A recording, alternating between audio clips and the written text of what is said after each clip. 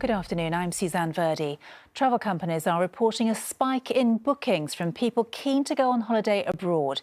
It follows the government's decision to remove most COVID testing requirements for vaccinated travellers and reform the traffic light system, making holidays easier and cheaper for many from next month. Charlotte Cross reports. After 18 months of strict travel restrictions, the tide is turning.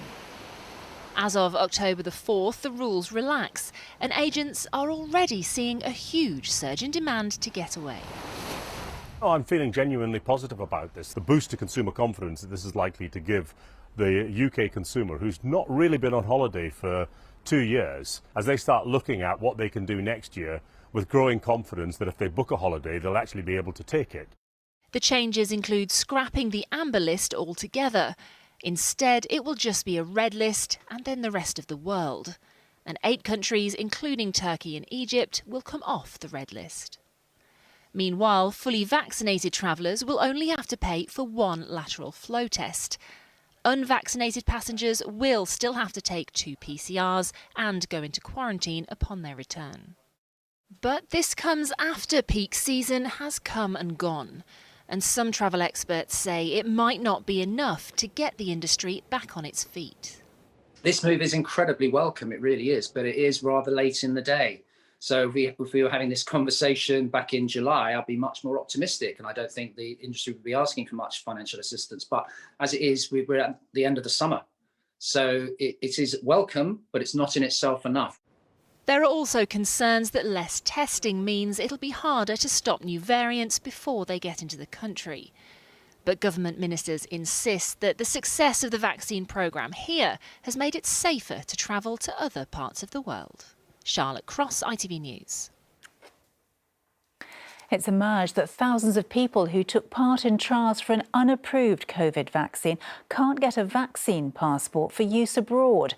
Recipients of the Novavax jab can't get another approved vaccine, and their trial status isn't currently recognised for foreign travel. Nick Wallace explains. Luke Watson joined the Novavax trial to do his bit, but until the jab is licensed, legally he's unvaccinated. Frustrated by the delay, Luke has left the programme. We're in limbo. I know at the moment they're saying that anyone in a trial is classed as being double vaccinated, but I withdrew yesterday. So what does that now mean for me? I'm not officially in a trial, and I'm now not. But I've had 2 vaccines of Novavax. I don't know where I am. With thousands in the same situation, one MP has written to the Health Secretary, angry that public-spirited volunteers are being disadvantaged. We've got hopefully holidays and things coming up for people as things open up a little bit more, but these guys can't go on holiday, they can't do anything. And we need to look at the people who've had the first dose. Do we now discount that, and do we give them the opportunity to have different vaccines and almost start again? So action needs to be taken for these good people who've put themselves forward for all the right reasons. The government says trial participants in England can already access a domestic NHS COVID pass via the NHS app or nhs.uk, and we're working urgently to enable them to obtain their international NHS COVID pass as soon as possible. Novavax trialists who leave the programme have been told they're welcome to get other vaccines, but at their own risk. Nick Wallace, ITV News. The US has admitted a drone strike in Kabul in the final days of its withdrawal from Afghanistan killed 10 civilians, including 7 children. The victims were an aid worker and 9 members of his family. At the time, the US said it was certain the operation had destroyed a terrorist cell on its way to attack Kabul airport.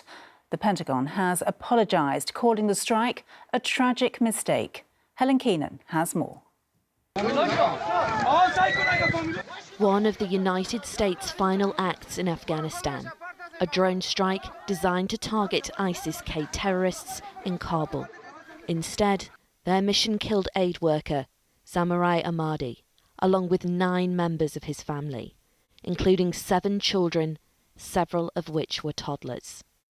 Samurai had been pulling into the driveway of his home when his car was struck, the devastating aftermath discovered by his daughter.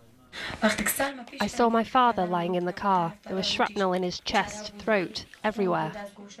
It came just days after a terror attack at Kabul airport, where evacuation efforts were taking place following the Taliban's takeover.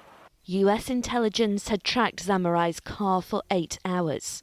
His family don't have running water, and he was carrying containers of it in the car's boot that the US mistook for explosives. This strike was taken in the earnest belief that it would prevent an imminent threat to our forces and the evacuees at the airport. But it was a mistake, and I offer my sincere apology.